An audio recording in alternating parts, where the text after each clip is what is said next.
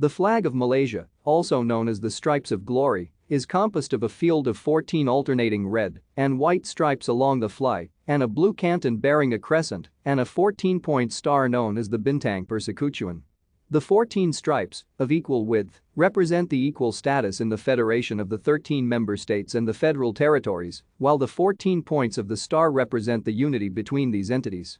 The crescent represents Islam, the country's state religion. The blue canton symbolizes the unity of the Malaysian people. The yellow of the star and crescent is the royal color of the Malay rulers.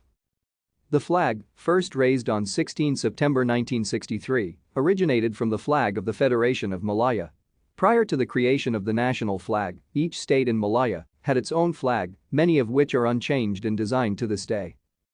The design of the flag is based on those of two existing flags, the flag of Majapahit and the flag of Johor, where the stripes from the flag of Majapahit were incorporated together with the canton containing the crescent and star from the flag of Johor.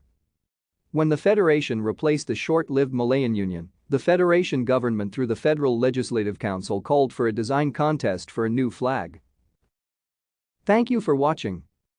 Like and subscribe if you would like to view more of our videos. Have a nice day.